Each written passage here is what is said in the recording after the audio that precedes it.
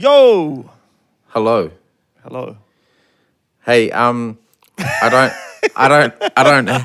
have a weird intro this week, but I did want to begin by saying that Dom's anti the weird intros, and we ran a non-biased poll, and 87% of respondents were pro the weird intro.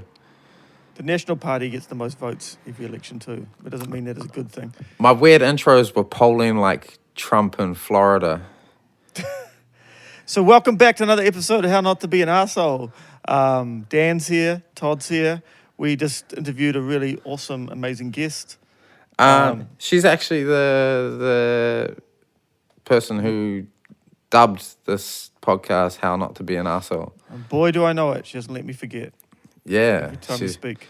She really it's not even that great a claim to fame. Maybe once we blow up, It's a pretty good name. It's a good name, but It's probably the best thing about the fucking podcast. but it's not like naming Apple or Microsoft or anything. It hasn't like brought fame and fortune to us yet. Well, it's given Dan something to do on a Tuesday night. It's given me problems with Apple. Thank you to all the new Patreon subscribers. Thank you so very much. What are we doing with the Patreon? Well, we're only, I would say, a couple questions away from being able to give you a bonus episode. So please Send in your questions. send us a few questions. We really want to do a bonus episode, but we need you to provide the content because we can't. Exactly. There's do a all good this other content. There's only so much content that we can make Yeah, and that's without your like, help. That's the really good reason we have for that. Speaking of patrons and questions, last week we had that question about privacy and tracking apps and whatnot. And another listener, Amanda, sent us this really good article written by, I'm going to fuck this up terribly, but Yuval Noah Harari. And the article's called The World After Coronavirus. And that can be found on the Financial Times, which isn't usually where I would go, but it is a really good article. And it kind of speaks to that topic way better than particularly I did, but also both of us did. And so if you're interested in some good reading on that subject, I don't please reckon go there. people are coming to this podcast for sagely advice anyway. I think they know that they're going to get a little bit of this, a little bit of that. Yeah, speaking of sagely advice, you're starting a zine with Josh? That's right. Yeah, so if anyone wants some advice, so basically Josh Solomon, he's a tattooist, and we did a book called Party Tricks and, what is it? Party Tricks, I can't even remember. Party Tricks and Boring Secrets, and about 6 years ago, and now we're doing a new thing. And it's, so if you've got advice that you want answered in the form of poetry or weird kind of medieval erotic art, get in touch. Amazing.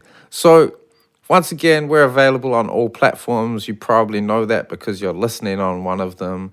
Like, subscribe, do all that shit. Please help us out. We can't express, because we're not very good at being earnest, but we can't express how much we appreciate that. Sign up to the Patreon. We have particularly one big project in the works, and that's financial support is going to grow this podcast into something But bigger, also, if the listeners greater. have any ideas for bonus content that they'd like as well, hit us up. Yeah, we're happy to give anything a crack almost, eh? Yeah. What's your line in the sand on what won't you do? I think like watch terrible shit. You know, like Yeah. Yeah. there's only so much watching time in the day, and I don't want to waste it on bad stuff. Yeah. And opposite to watching terrible shit, have you guys seen The Lighthouse? Yeah, fuck, it's awesome, eh? Holy fuck. Watch that tonight, Dan. The Lighthouse is so fucking good. Movie.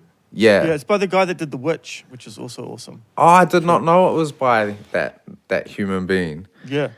which explains a lot. Fuck, stylistically, and I don't know, just overall, it's just fucking excellent film. I want to do a whole episode where we speak like lighthouse keepers from whatever era that is. I'm Dom. terrible at accents. That's the bane of my life. Yeah. I'd be like, I reckon 30 to 40% funnier if I could do accents. Yeah, same. Sorry to our listeners, but if so Anyway, don't let's- request that we Let's do get a. this fucking show on the road. I gotta go eat my dinner. So like, subscribe, do all those things. If you can be bothered, if you can't, that's okay too. Sign Go up to the Patreon. page. $1 Help a us. month. $1 a month, $10 a month, $5 a month, whatever Yeah. you want. Hook it up, like the Hook It Up tour. Is 2003. Bring in the All right. music, Dan. Welcome back. A little bit older, a little bit uglier. We couldn't get another producer, so Dan's back as well. Look at this, Dan. We can divulge all this now. This is what Todd's been itching to get into. I didn't necessarily like him, but I respected him. Well, everyone needs jewelry. He's a maniac. Further to him, crippled. This is an audio podcast, Dom. Sure. What do you think, Dan? You should do like a double intro. Yeah. All right. Tonight's guest is... Kristina Cavit, She is... the founder of the Kindness Institute. And she also is... Smokey the Bear. And on top of that, she's the owner of What's she own? a dog. Oh, a dog. Just the best dog in the fucking world, Todd. And runner-up in Young New Zealander of the Year 2000 17 and 2014. Did I get that right? And she got an award from the Queen. When- We're making you sound like a real sellout. It was like a little bit lackluster, the enthusiasm, but really good. Well, it's hard when you're accolades, so- going back and forth like that. It felt, And like, we- it Yeah. felt like the Beastie Boys. And we don't have to give it too much on because we believe in you. Yeah. I do, and I believe in you, Todd. Thanks. But not Dominic. Yeah, like Ah, it varies week to week. do you feel like I need that more than he does? Definitely not. Ah, You think Todd's got enough self-belief? Yeah, I reckon he's pretty strong. How was it meeting the Queen? It was really great. She was actually really young looking. It's just all a facade. You were late She's to the not so. award ceremony, weren't you? Yes, that was so bad. We couldn't get the entrance into the government house. We couldn't find the right entrance, and my mum was texting me like losing her shit, like you're always late. This is the one fucking thing you shouldn't be late to. And then we had to walk. Well, I had to walk down the aisle in front of everyone was waiting for me, and go into this little room. And what was the guy who used to run the National Party called? John Key, No, the other one. Bill English. Yeah, Bill English was there because he was getting knighted on that day. Really? And I had to sit next to him. Oh my goodness. Did he say, hello, Bill? Yeah, I did. I had to talk to him. Did you? And his wife and his son, who are mental health and mindfulness advocates. Well, you would be if you had to live with Bill English for your entire life, wouldn't you? They're mental health advocates. You'd need it. Yeah, like his wife is a GP and is really big on mental health and meditation, and was really weird. How to clear some space in your mind if your husband's a fucking robot. Don't you think that's bizarre, though? And that, a night. That they Yeah. that the National Party under his, I mean, he wasn't the leader during it, I suppose, but he was pretty high up, would have caused so much mental health problems. I and- know. And his son, was just kind of university age, and he was talking to me about he was trying to get into meditation and asking my advice, and I was like, oh shit, I think you need a bit more than my advice. Did you say to him, look here, little Willie English? What did you get your award for, Kristina? I think it was for service to youth and the community. And so can you tell our listeners in a little briefly what sort of services you've done to the youth in the community? Done to them. What have I done to them? What have you done to these kids? What are you... You've ruined I think you'd them. be better off asking them. What have I done to them? I started an organization called NPH New Zealand that was about supporting kids who'd been orphaned and abandoned in Latin America. I lived over there in the Dominican and Haiti after the earthquake in 2010, and then set up a branch of that organization where there's about 4,000 kids that we support all over Latin America. And then I started getting into yoga and meditation because I was losing my mind a bit. And I was like, oh, this stuff really works, and started doing it with the kids and sneaking it into my classes, and then brought it home. And that's actually where I met you guys, when I started working with youth teaching mindfulness You and tried to yoga. get me fired on So the was- first time we met. Was yoga contraband where you were working? You say you're Well, sneaking it in. I guess because it's Catholic and like very Catholic country, like back then, I think that yeah. yoga had a bad rap. You know, Yeah, like right. people didn't really know what meditation was, but they thought yoga was like another religion. Yeah, right. So I just Invoking the started devil. calling it the relaxing exercise time, and the How do you kids say would that in come. Spanish? El ejercicio relajando. That sounds way better than yoga. And sometimes, but sometimes you have to Trojan horse things you're doing with young people anyhow, eh? So you know, like you For gotta sure. reframe if you're trying to get a young person to engage with some therapy or something. You can't. Yeah. You know, you can't say, "Hey, you need to go to counseling," or you can, but it's better to say, "Perhaps we could find a professional that you could talk to about some of these things." It's a lot of the job, is just Yeah. kind of disguising things. But I think that's the same with yoga and meditation, you know, like we don't go into schools when we're getting rangatahi onto our program and be like, hey, do you want to come give up your weekends to meditate? Because they'd be like, fuck off. We just say, you know, we've got this program where you're going to learn how to deal with life when shit gets hard. Are you interested in that? And then once they form relationships with us and trust us and see It's that too we're late. not weirdos, For that and stage. once chili bites them, Your first statements bring me to another question, which is after spending all that time with people who have been abandoned and orphaned, how could you leave Dom like this? Have you seen his hair? I know it's rough. Sorry, I just can't Have you see seen fucking Todd's so hair? I like forget that you can hear me. Look at Todd's hair. My hair's. What here? He's got that pink fucking rat's tail on the back of his head. Do you want me to give it some context? Yes, can I see? I can give it some context if you want. It's fucking ugly. Yeah, it's hideous. It's like really- Holy shit, Todd! fucking stray cat's fucking tail or something. I didn't even know you could grow hair, Todd. Yeah. Hey, could I interest you guys in some books? I've got a bunch of cool books on me and a drum, and I sing songs with my pals. That was a Hare Krishna joke for context. Yeah. Okay. It's actually it's quite a Hari haircut, isn't it? Dan just took his headphones out. He's like, oh, fuck this. Dan's getting so ignored. What's up, Dan? I haven't talked to you for years. I know. You keep not showing up to my studio. Sorry about that.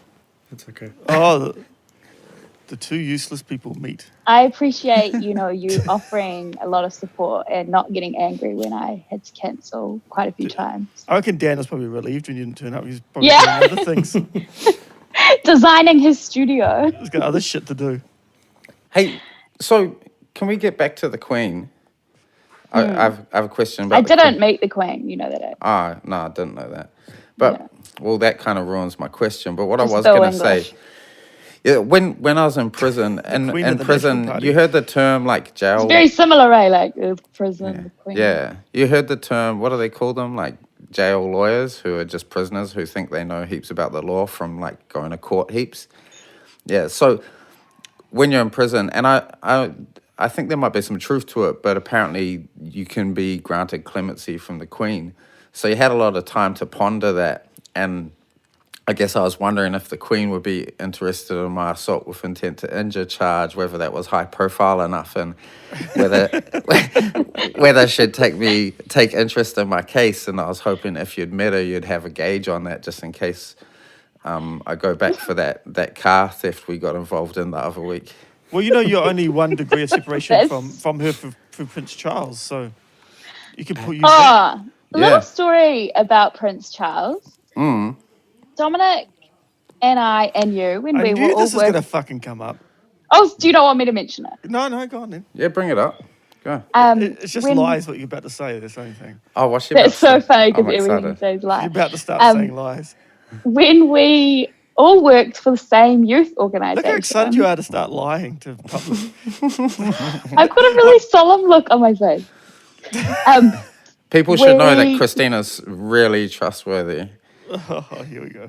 Thank you, Todd. It's okay. Todd, so are you. You're Yeah. really trustworthy. Yeah, and like sincere. If I killed someone, that person you got to call a friend to help you bury the body, I'd totally call you. Yeah. The thing with that, though, is you think Todd would help, and I think from a moral standpoint, he'd have no problem helping you, but from getting his shit together, it might be the thing that... Yeah, like We'll make up he your might mind. just be like, I fell asleep. No, well, yeah, I think morally, because, the problem is that if you called some people, they'd be like, I can't believe you killed someone, or I don't want to be implicated, whereas I don't think you'd have a problem that way. No. I think that, if it happened at your house, you'd be there with the spade like that. But I think if it meant driving across town or something, then you might be shit out of luck. Or if you had someone was over at the house, you had a couple of beers. I'm not even gonna pretend that Dom's not right about that.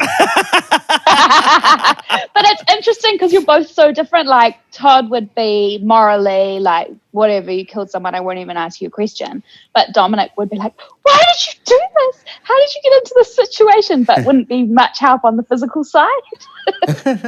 So what, you're saying I'm no help at all? No, you'd provide some kind of light entertainment. That's what my mum always says about me. Well, at least he's bloody funny, isn't he? Anyway, come on, let's hear the lies you said. Yeah. You want to hear the Prince Charles story? Okay. Yeah. Dominic, I'm going to only tell the story if you don't interrupt. Of course I'm going to interrupt because you're going to start lying. So. Come on. I'm not going to tell lies.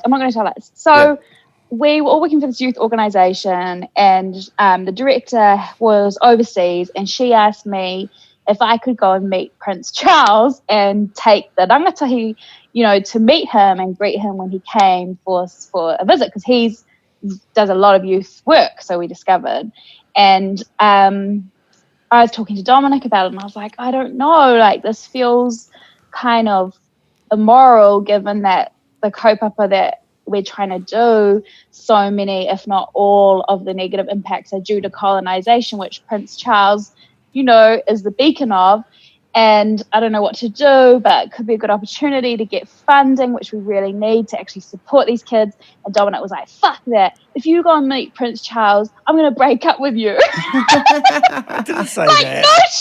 No shit. I didn't. You would basically I won't be able to look you in the eyes if you go and meet with Prince Charles. And so I was like, oh, okay, I can't do the Prince Charles thing. And then 2 days later, Dominic was like, oh, I'm doing the Prince Charles thing. And he went and took the kids and met them himself. Oh, were you not there that day? No, I didn't go. Oh. Well, the reason why was because the kid that I was working with got really upset and was being made to go and didn't want to go, and so it was getting all stressed out. So I had to go and support them. Man, Oh, I yeah, also yeah, had yeah. the worst fucking day that day. That's right. No, that's right. I remember you were so stressed. I was pissed off, man. I was in For the same reason. a myriad of reasons, but I was in no need to fucking fraternize with royalty that day. Do you know what? Another Dominic funny was, thing though. that happened that day is that they had all that security. Is at the town hall. There's all the security everywhere. There's all these guards, and they've got sniffer dogs, and they're checking everywhere for bombs. And then the kids found this door up the back of the town hall that was just flapping in the breeze with no one there, and they all went out there and smoking cigarettes and shit. And I was like, I don't know, maybe I should tell the security. It was just so fucking Mickey Mouse. Was it kind of like that time you had to chase that kid up and down Queen Street? We can't say the kids' names, I know. Yeah, no, it wasn't. That time was quite stressful too. It's a beautiful way that we all met, and I'm so glad that we stayed such good friends. Yeah, me too. Well, me and Todd had already been friends for about 12 years at that point. Yeah, we're like in it for the long haul already. I remember the moment of meeting both of you. Should we tell the listeners about how you tried to get me fired the first time you met me from the youth organisation that was changing my life? I don't think I knew about this. Well, because it's not true, Todd, as you know. When I started there, and it was the first time I'd had a job basically that wasn't fucking in a kitchen, and I was so excited, and and I was working there, and then I was getting all this positive feedback, and people were like, "Fuck, you're actually quite good at this job," and I was like, "Oh my god, really?" Maybe some hope in my life, because that's when I was real sick too, so I was in quite a bad way. And then last day, Kristina just swans in. It's the first time I met her, and she just comes in and just takes over the whole room. You know how she does, and oh, look at this child here, and and it's going on, and then she goes up to the director and says, "I don't know about him at all. He's got a bad vibe about him." Yeah. And luckily, okay, let me chime in. Give my 2 cents. So, Dominic, at the end of the day, we have that hui, and it gets really emotional, and people start sharing quite vulnerable stuff. You know what I'm talking about? Yeah. And during this hui, people are like crying and shit. And Dominic, not me though. no, you never do that. Yeah. Actually, you used to cry quite a lot. I'm such a big crier. Yeah, sweet. Me too. I cried just during a commercial before. Anyway, Zavirax. Dominic during this hui was on his phone, and he didn't look up, and then he got up and left early, and so that's why I said, "Oh, what's up with that dude's vibe?" But where was I leaving to go? I'm not sure. A book launch. Right. So he turns out he had a valid excuse. Anyway, this is probably boring podcast for everyone apart from us. Maybe not for the ones that can remember the first season where I was always complaining about Dom texting you while we were podcasting, Kristina. Because now there's a running theme. That was a good time. Do you guys remember who came up with the name for the podcast? How Not to Be an Asshole? Was it you? Yeah. Are you our name benefactor? Does she not tell you? She brings it up every time I see her. Oh, I just figured that I'd come up with it. If I don't know the real story behind something, I just credit myself. Fair enough. Why not, eh? Yeah. You'll be stoked to know, Kristina, that UFC's coming back this weekend. Oh. Yeah, they've been away for 2 months because of coronavirus, but now they're going to risk people's lives so men can cage fight. How are they getting away with that? I think it's probably illegal or at least immoral. They can do it in Florida, and the CEO of UFC. So speaking of morality again, the CEO of UFC is quite good pals with Donald Trump. Really? Yeah, so he was on some business committee. Him, that fucking maniac from WWE, Vince McMahon. Him and Dana White were both on this panel Trump formed of businessmen who were gonna nut out how to reopen the economy and shit. Just these maniacs who one of them runs a blood sport and the other just has fake fake sport. He's yeah, these are the great business minds of our times. They're mates with Bill. They're good friends with Bill Gates and Bill English. Yeah. Lil Willie English. Oh, Dom, wow. That reminds me. Can you tell the Epsom story you were going to tell when Chrissy was on? What one? Last week we're discussing Epsom or something related to Epsom, and then you're like, "Oh no, I can't say that," and you're like, "I'll do it when Kristina's on." I have no idea what you're talking about. Oh, for fuck's sake! Sorry. Sound like it was real juicy. Oh no, maybe it was about David Seymour. Oh yeah. Can we tell the David Seymour story, Kristina? Or will that get you in trouble? Oh, you got all the goss on the politicians, eh? Look at us, royalty, politicians. Anyway, you don't want to. That's a no, I guess. I'll tell you. Sorry, but I've got. Todd, can It I could tell have- you something? Yeah, sure. Last year I went on this meditation retreat over New Year's, and I convinced a friend of mine to come who has never meditated and is like think that meditation is bullshit Oh, and doesn't poor like prick. to connect to her feelings or anything like that. Yeah. And anyway, so she was super apprehensive. She's like, who the fuck's going to be there? Like, what kind of people am I going to have to spend a week with? And we turn up, and the first person we see is your dad. Oh my goodness. I know. Him and his partner. And he just like said some crazy shit, as you can imagine. And she just looked at me like, what have you got me into? And so I spent a week with your dad, but we were in silence. Lucky. And yeah. Your dad loves to chat. Fuck, that must have been hard for him. Yeah. He certainly chatted in the sharing circle at the end of the week, that's for sure. Oh my goodness. Did he start off like, so I had a whole week to think and did a lot of thinking. I have this brilliant son. Yeah, he said, I spent the whole week thinking about my son and how perfect he is. I reckon I'd be a pretty good son to have. Yeah, I reckon you might have Yeah, been like trying now. at times.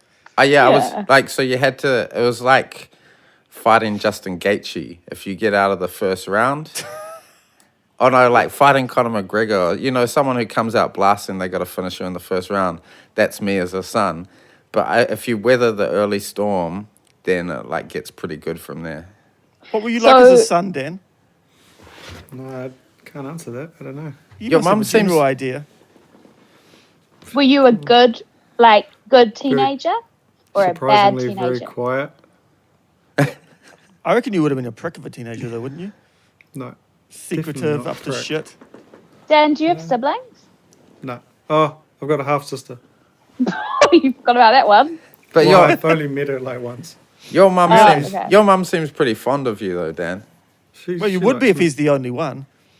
Yeah, you got to put all your energy into me. Was that did she like you heaps more after Jacinda came to your house? She probably talked about me more, but I think she liked me just the same. Oh yeah, good. That's good. You don't want your parents to love you for superficial reasons. No, not at all. Like my parents who just love me because of my brilliance. Chriso, do you think Yo. that, so I guess at the beginning we sort of mentioned the mental health crisis and how Bill English and his mates were sort of partly responsible for it.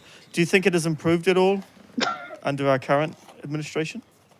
I think there's been a lot of great corridor about it under our current government, and I think it's awesome to have so much corridor around kindness and collective empathy and taking care of our mental health. And as you know, there was that mental health inquiry that the government did where they spent quite a lot of time going around hearing submissions on what we need to do to change our mental health system to support our community.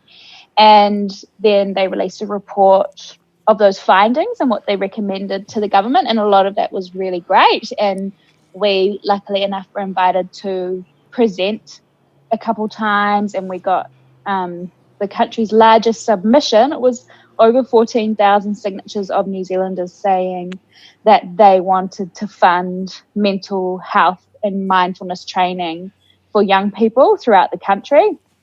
And so in that report, they recommended to the government that they do include mindfulness, but we haven't seen any benefits from that so far. So I'm really still holding out and wondering, where is all that money going from the mental health budget that was released? Because we know that certain organisations and DHBs were promised funds.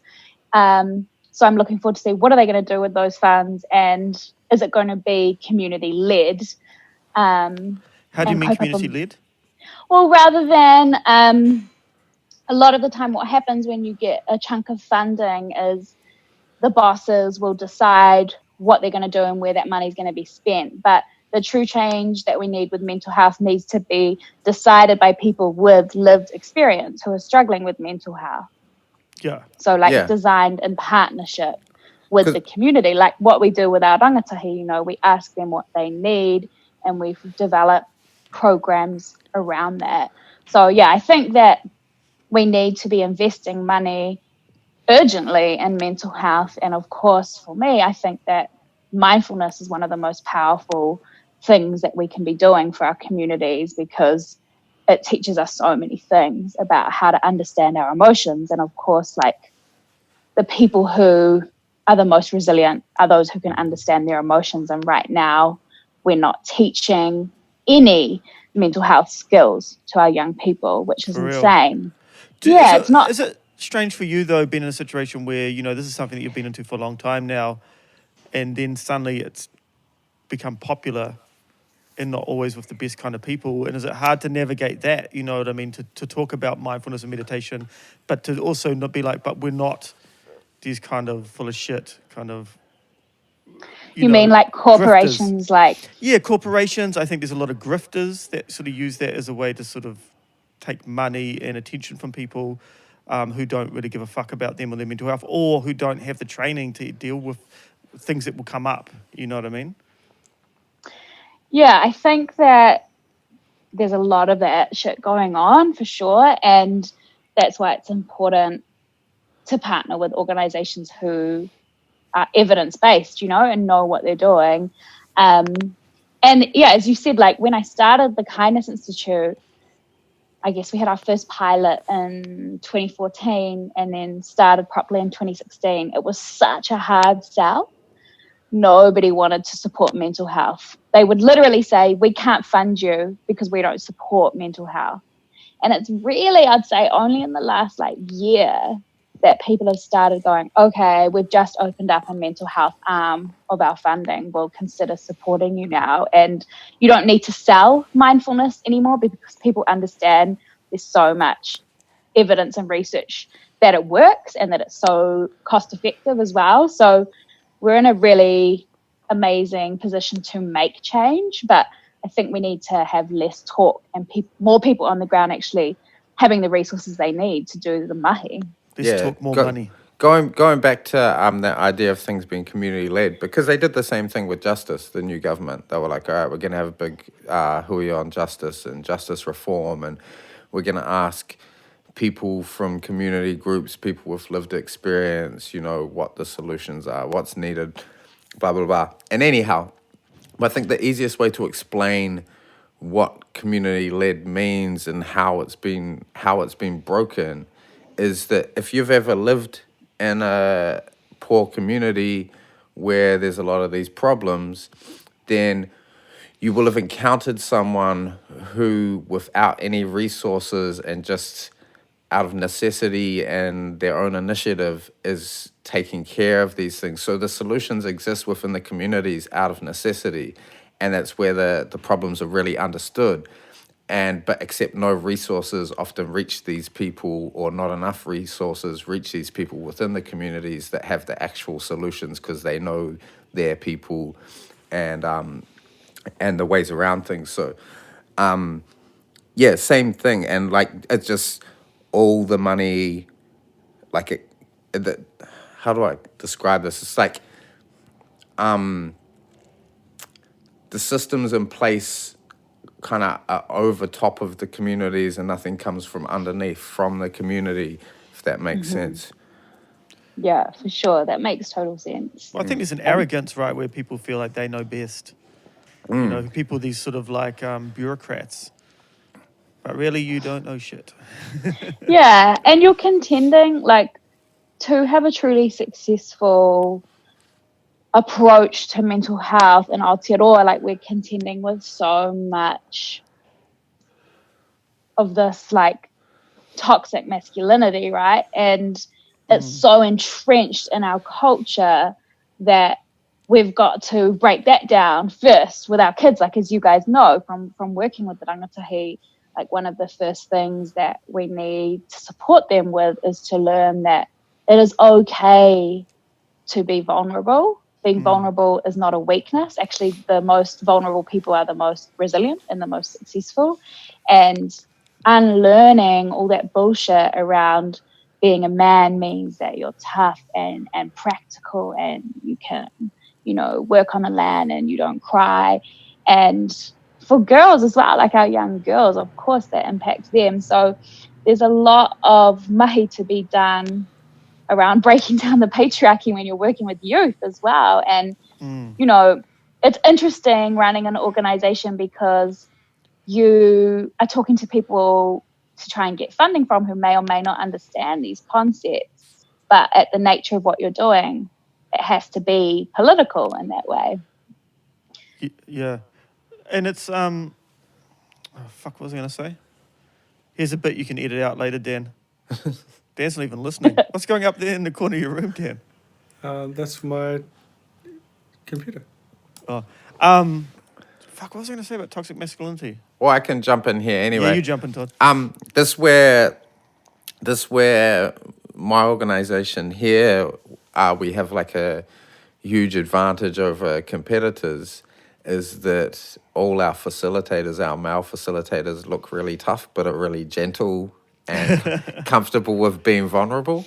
So when we go in, because like one of the guaranteed every time if they want us to work with a group of young men, they're like, oh, they're into violence and glorifying violence and they want to be tough. And it's like, oh yeah, that's just like bread and butter shit. Like that's the easiest shit to fucking like address with young men from the position we're coming from, because they kind of look at us and they're like, oh, those guys look kind of scary and tough or whatever they think of us. And then we can say to them, nah, that's nonsense. That's what we got taught and it didn't like lead anywhere great for us. And this is a really nice way of living your life by being gentle and kind to others. And that's like one of the reasons why I love you, Todd, you know, because like you look the way you do and then you like cry over like a kid saying something really beautiful because it moves you, and that shit's so powerful. Like even you just being you can inspire our young people, you know?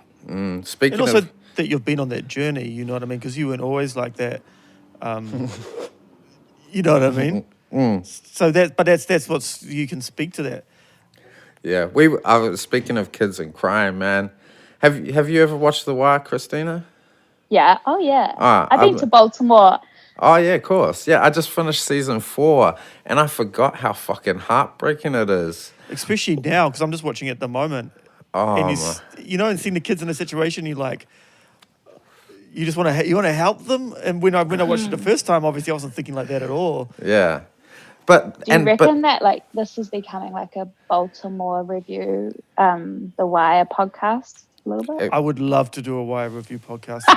We might do it one day. If listeners are pro that, then let us know, because we'd happily do that. But that group of teenagers that enter in season 4 are so brilliantly written, acted. The dynamic between them all is such real people. Like each character is like a person you've encountered before, and it's crazy, and then it's so sad, and then we probably shouldn't diverge too far with this, but then I just watched the episode where Bubbles tries to kill himself in the interrogation room. It's like, holy shit, that's so dark. Not Bubbles. Yeah, David Simon, man, such an incredible writer. When we were in Baltimore, me and Chrissy went there and trained with this group, the Holistic Life Foundation, who do this incredible work there in the hood and have just changed the whole area. Like doing basically what we do is like a sort of microcosm of where they're at, because they have. That's like where a lot of the inspiration for our kaupapa came from, is seeing what they're doing, working with kids who have PTSD just because they live in Baltimore, because it's like a war zone. Yeah, everyone's getting shot and locked up, and they are changing everyone's lives through yoga and meditation. And now, like, instead of joining a gang, you've got another job opportunity, which is becoming a yoga teacher. And it's insane. Like Harvard and John Hopkins are researching them, but they had a connection to The Wire because they like saw their houses on the show. Yeah, right. Like, and they grew up there, and we were talking to them. One of the guys, and he was saying that we were asking about who's real, because lots of those characters are based on real people. Yeah, and we're like, what about Omar? And they're like, yeah, Omar's real. He's dead now, but they're saying that. And was he really gay? Well, this is because he was saying that. he kept on telling everyone that he wasn't gay, and everyone's like, "Man, we know you're gay. Plus, it's on the show. Like, you can't. Everyone knows that you're gay." And there's like, he kept on saying he always said that he wasn't. And who was Amazing. that character that they said like they invited him to their wedding and he turned up wasted? That One was of the Omar. That was the Omar. that character. was Omar. Yeah. Oh no, that was the actor, from it. Michael K. It was Williams. the actor, the cop. Bunk. Oh, yeah. I don't know. I'm not actually totally sure about that. I don't want to slander Bunk's name. I would believe that because he does a good job of acting drunk on the show. But to come, yeah, he does actually. I was just thinking it the other day. Him But to and come back to McNulty. So good. the work that they do, like I remember when we walk into this hall, like a huge gymnasium, and there was, I don't know how many, I mean, it must have been over 100 kids just all doing like a perfect yoga sequence, and where they were, like driving there in the Uber, like it was like being on the set of The Wire, Yeah. and I think that's when it really clicked to me that this stuff could change people's lives for real. It's not just some busy work that you're doing with the kids to distract them in the way that a lot of school is. It's like, shit, if they can really learn these tools, like it can be incredible. And it can stay with them, that's what I really learned from them is like these kids are going home to really fucked up situations and, their houses, their schools, like all filled with bullet holes and it's not safe to be out on the street. And they learning these tools to calm themselves from the inside, like no matter what shit's going on at home. If you know how to do that, that's something that no one can take away from you.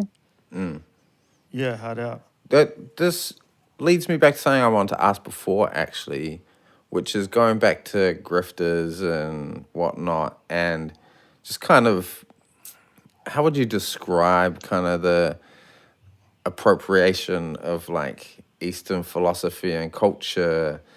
And, and is there like a very distinct line between you using it for good, like the people we're discussing in Baltimore, yourself, and just, is it as soon as like you're doing it for profit, then perhaps you shouldn't be doing that? Or is there some other lines finer? Is there a clearer distinction between this being, and what respect do you need to pay to where it comes from and who created it and that sort of thing?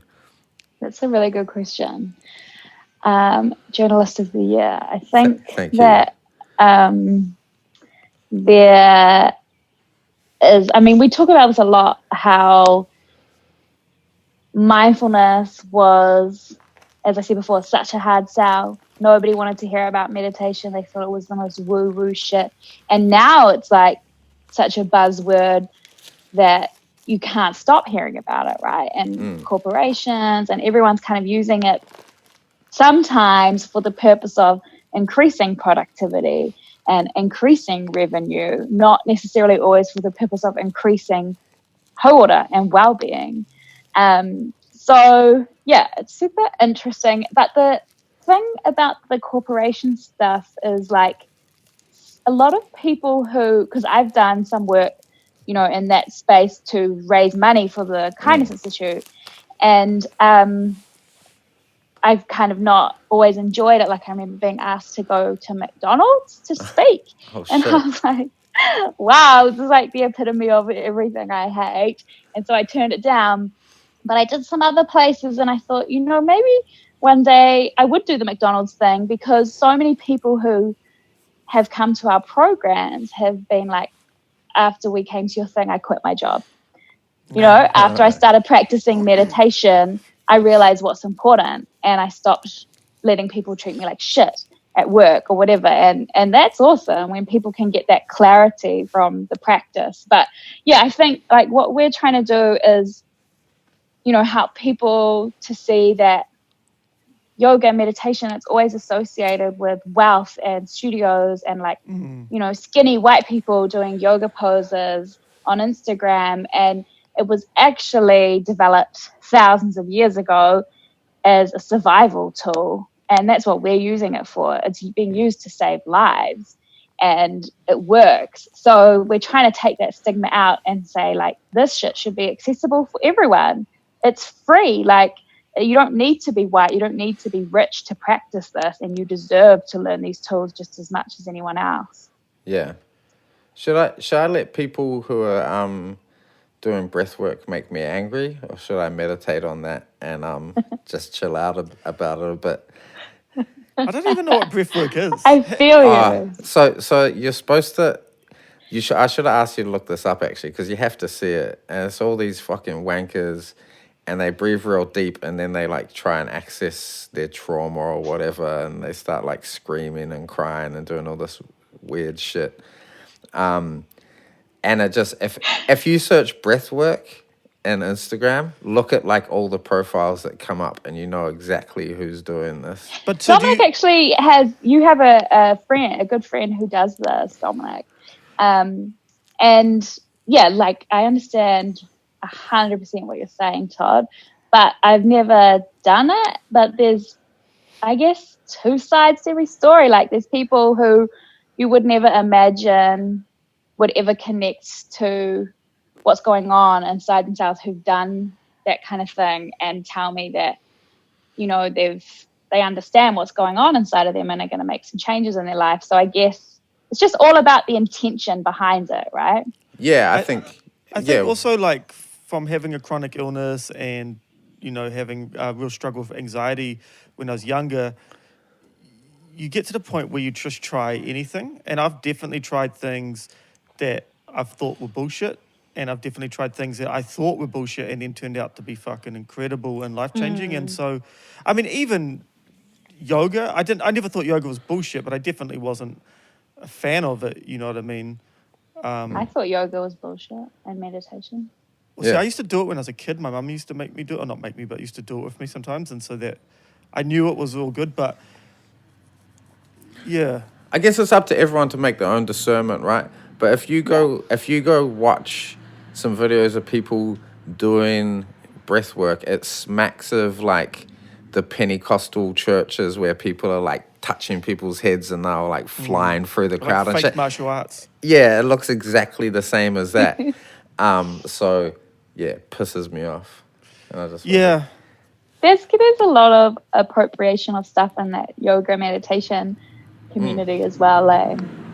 It's the same with hip hop, though, right? I was having this conversation with someone the other day about hip hop and just saying how when I was doing that, because like some people are like, oh, you're appropriating other people's culture with rap music and stuff, and I was saying that just never even occurred to me because it was just something that you did that was, it was, obviously we knew it came from the States and we knew it was predominantly African Americans that were making it, but when we were making that music and rapping and doing all that stuff, it was, as kids and shit, it was just something that you did. It was like the same as any other art form, except that we could afford to do it because we didn't need to buy a guitar or paints or anything. You just could. Yeah, I think I was probably, I don't know, making rap music for a good, 10 years or something before the thought even occurred to me that, I'm white. And, just because it was something that had like occurred naturally in my life and connected with me. And I had those like reflections by myself much later on in life where I was like, is it appropriate for me to be doing this? What are my motivations? That sort of thing. It was way later after I'd just been doing it for a long time, but even then, like, when you were making it, like, I guess it comes to, like how you'd meet someone and you'd automatically know if this person was legit or not. And, and not to use, like, we even used to talk about being real hip hop or whatever, that sort of like stupid term, but it was kind of true in a way. And I think it's the same with, like kind of spirituality or yoga or like you meet someone and you just automatically can tell why they're doing it, regardless of, what class that person's from or age or wherever, like. Yeah, I think for sure. it just reminds me, and just when I was having that conversation with that person the other day, it made me think, it was quite similar. It does all come back to the intention of the person practicing whatever it is they're practicing, right? Yeah. And I guess it's like what you're saying, Chrissy, about it being like for survival sometimes for people as well. And it's quite hard to criticize that if that's the reason for someone doing something. Yeah, for sure. And it's like, like people come up against so much criticism. If they find something that works for them, go for it. Like, as long as you're not hurting anyone or appropriating or disrespecting, like, yeah. But I think so often learning these skills is considered like so woo woo or soft skills, or, you know, like really not essential. But for a lot of us, it's really critical. Yeah. And I think that these kind of skills, they have to be given the same importance that all other subjects are in school, and made accessible to kids and adults who aren't, you know, in mainstream. Because how can we expect our young people to achieve or succeed at anything if they can't understand their minds? Yeah. So, yeah. And do you think that's why, like the Māori kaupapa schools or kutas, like, have it sort of seemed to embrace it like a lot easier than like the Yeah, like Pākehā? kuta kaupapa, you know, in my experience, they just get it. Like, mindfulness is part of Te Ao Māori already. Like, it's such an important part of it, whether you call it mindfulness or you call it karakia, you know, it's there. And the kuta kaupapa model is so supportive and holistic of the kids' overall well-being. You know, it focuses on like everything in your being is your health. It's not just this individual perspective, it's a collective. Like, how can we support you to be your best self? And we're going to do that from all areas. Could you briefly tell the listeners about whare tapa whā Yeah. as a concept? Sure. I mean, I'm Well, I just no can't. expert. No, but just as a basic concept, because I felt like, 'cause I'd never Yeah. really heard of it until you sort of taught it to me, and I think it's been really, really interesting and helpful. It is, like, it's so it's the best. It's the best kind of way to base your health, because it makes sense. So Te Whare Tapa Whā is this amazing kaupapa Māori model of health, and it's a way of looking at your overall health. So it's like the whare, the house, has these 4 walls, and you need every single wall to be strong in the house or it will fall over. So each wall of the house represents a different element of your health that you need to be strong. So taha tinana, your physical health; taha wairoa, your spiritual; taha hinengaro, your mental health; and taha whānau, your social. And then people also use whenua, like the land, and your connection to land as well is a really important one that's, you know, some people use.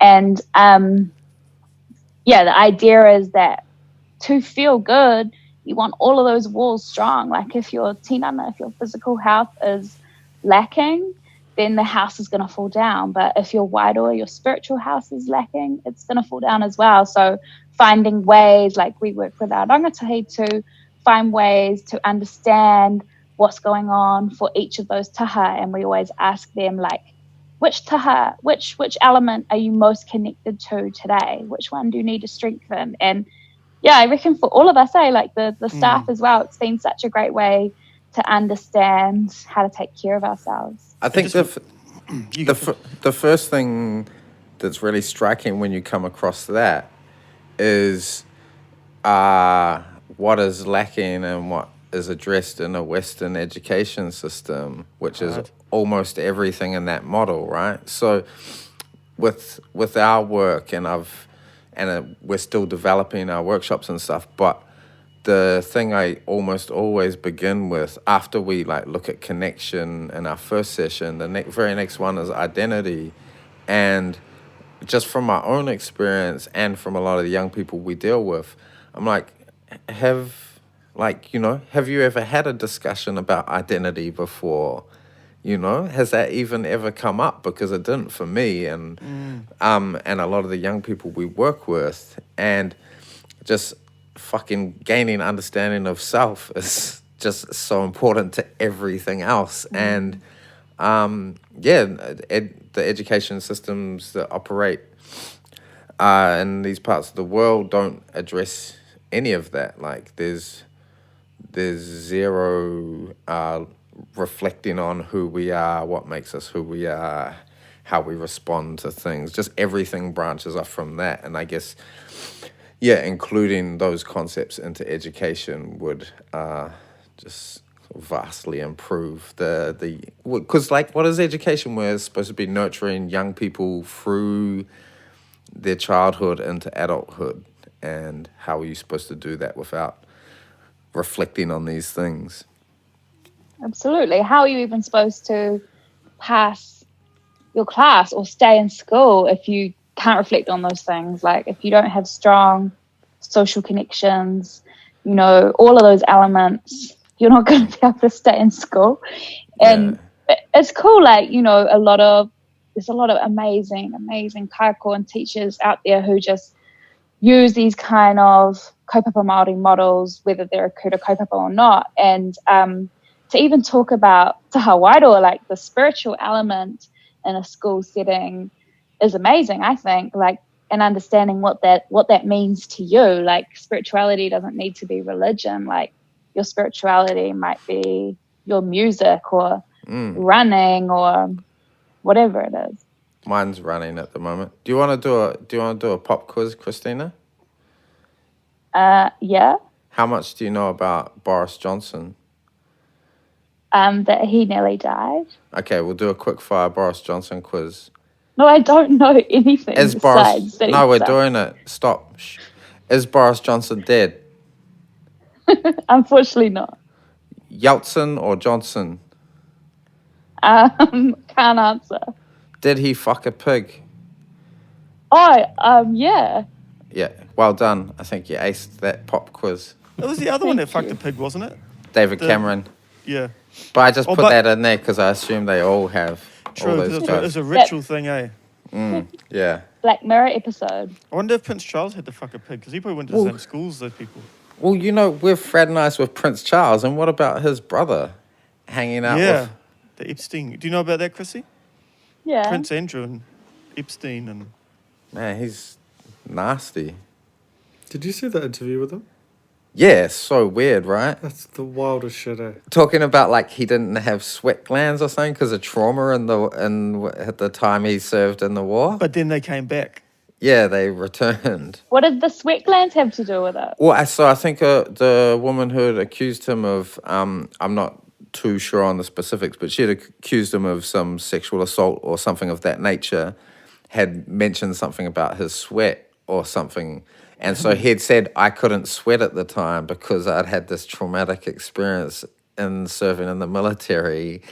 But now I can sweat again, or some weird shit. Is so fucking weird and creepy. So this PR organisation organised it to try and sort of get him to clear his name. Oh, but then, that's right. and it went so badly that Did not work.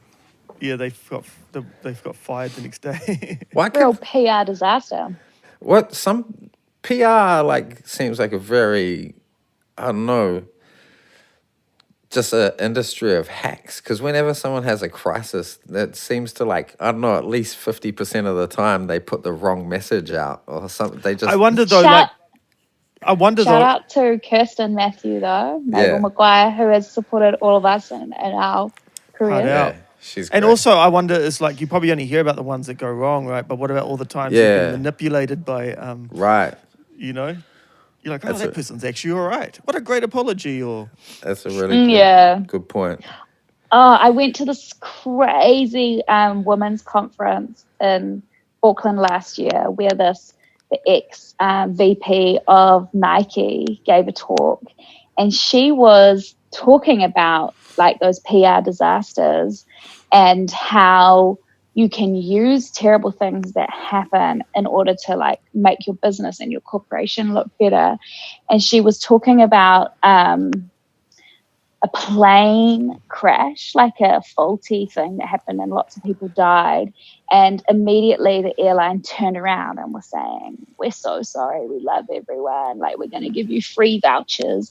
And she was using that as an example of like, how great, what a great thing to do for your business, to treat people in that way. And she was saying things like, we need to treat them, like we being the 1%, need to treat them like everyone else in this way and use them to manage our campaigns. And she was using Nike's body positive campaign as an example, like we got all of them, our followers, to advocate for us. Like when we posted photos of fat models and people would have fat phobic comments, we didn't need to defend ourselves because our followers did, and that's what you want. And it was the most evil shit. Like so many people got up and left, and it was supposed to be a women's empowerment conference. Jesus Christ. Speaking of evil corporations, apparently, you know Wilson car parks? Mm-hmm. Do you guys know much about them? No. No. Wilson car parks are owned by the same people that build the camps in Nauru and where Australians dump what's the correct term? People seeking refuge in Australia. So they own those as well, but apparently they've been like, oh, no one's parking in our car parks. We need some government money to fucking get by. And it's important that people know who Wilson car parks are, because car parks seem pretty innocuous and helpful, like, you know. Unless your car gets locked in one, then you already hate Wilson car parks. But I don't know that they seem helpful when it's $28 for half an hour and the CBD. Yeah. As someone that's quite new to driving, I fucking hate car parks. Well, I always dreamt stressful. of owning one, because I was like, look, you just buy all this concrete, people pay to use it, and then you just got someone that water blasts it or something, and That's what Dan can do. Bob's your uncle. yeah. Do you want to go halves in a car park, Dan? Yeah, Well, why he's got not? a If successful that's Uber all it business. is, just a bit of water blasting every now and then. Patrons get free parking in our car park. Dan and I build in Onehunga. Patrons get a free Dan. water blasting. Are you still living in Onehunga, Dan? Yep. He owns his Same fucking place. house. He's a homeowner. Yeah. Woo! Look at you. Yeah. And what have you been doing with your life? That's Haven't the been eternal out for question. about a month.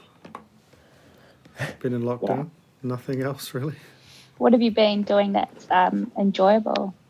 Working with musicians on lockdown. Awesome. Chrissy's worried because she listened to your answer about experiencing joy last week. Oh, So she's Yeah, I concerned was a about bit you. worried. don't be worried. I want to make sure you have some enjoyment, Dan. Hey, I'm probably Chrissy, going to say, get the help I need. speaking of hiding dead bodies, are you in Raglan at the moment?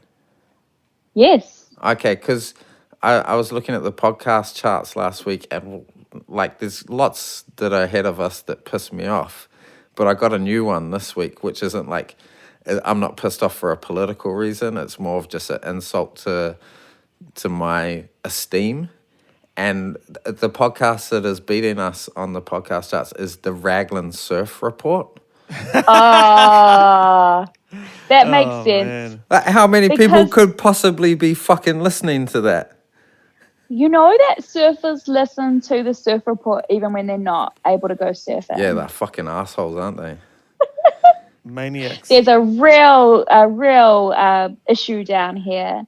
The Raglan local community page is upset with all the people coming down here to go surfing during lockdown, and they're blaming the Aucklanders. So Of True. course. I really liked Raglan when we went down.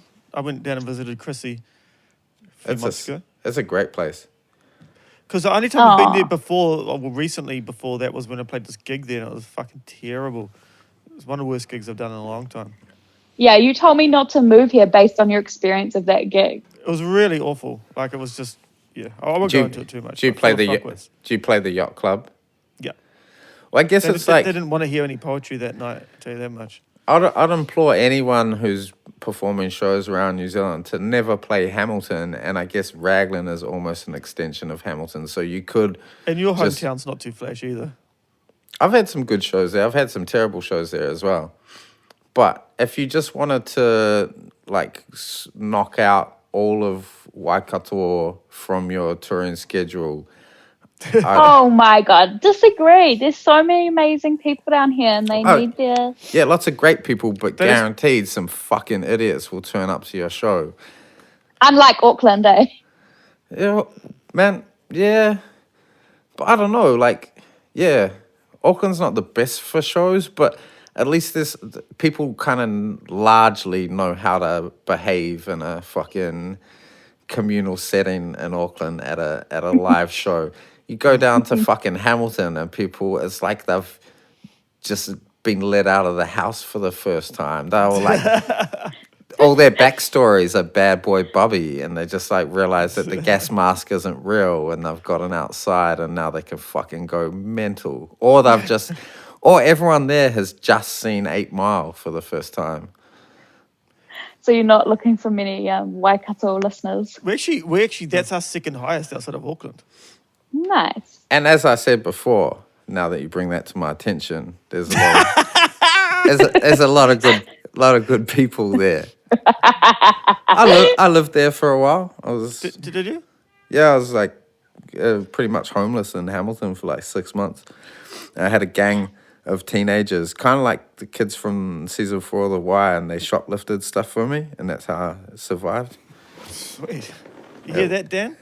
Yeah, I'm taking notes.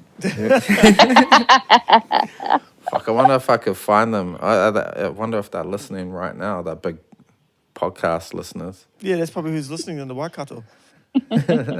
Should we wrap Are up? you guys... Hey, Sure. No, Yeah. you go, Chrissy.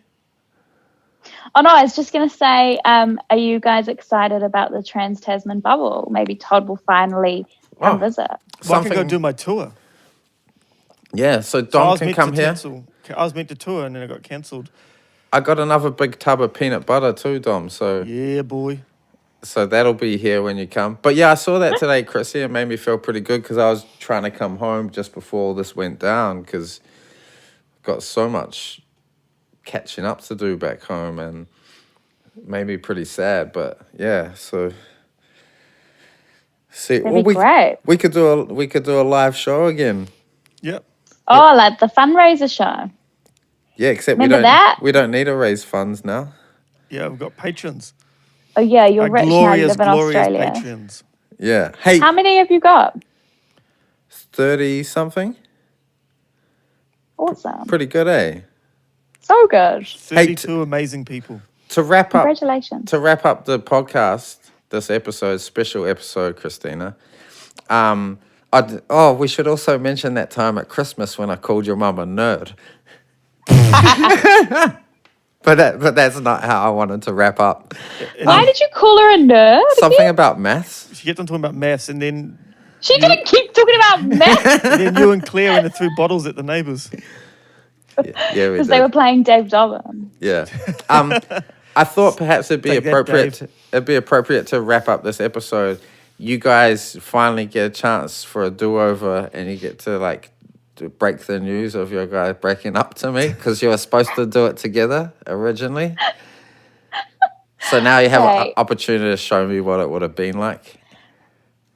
That's interesting so many years later, Todd, to request that. Yo, But We've moved I on just- with our lives, Todd.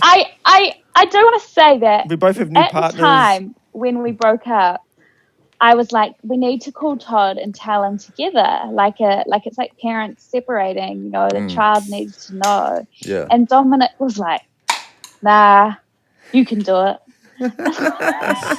Not what happened at all. Is you kept on asking me when I was working or I had stuff on. You're like, let's bring Todd now. And I was like, I'm doing something. So you guys have an opportunity to make it right. Well, I Okay. think you just heard what it would have been like. No, let's make it right. Yeah, go. Todd, you know how much we love you. Yeah, sure. Why? What? Don't we, Dominic? We've got some bad news, Todd. Well, What? Todd, it's might not be bad good news. What happened? It's going to be a good thing for all of us. Is so Kristen finally master disco? Is that the No, we're going our separate ways, Todd. we're going our separate ways, but we want to stay close and hope that we can stay a family. You kind of promised me, Chrissy, that you wouldn't let me leave me with the responsibility of Dom's degenerating health. And Oh my God, Dominic, did you know this? Todd would always say to me, when he'd get drunk, Chrissy, you can't break up with Dominic because then I'll have to be the one looking after him when he's old in a wheelchair, and I don't want to do that. Lucky you got that big, strong boyfriend now who can help out. Oh yeah, he's so helpful. He loves Dominic, He's so so it's strong. perfect Would recipe. he carry him to the bathroom? Kristina really upgraded. I'd see a video of him shirtless yesterday doing some shit in the backyard. gives you pause, eh? I was like, different physical specimens. Everyone's into different stuff. Everyone's got their own pros and cons. Yeah, And we both also ended up dating like really nice people as well, like lovely people. That's good. Instead of Yeah, the my two of girlfriend's us super being nice too. as so annoying. Dominic's mother says, at least he's funny.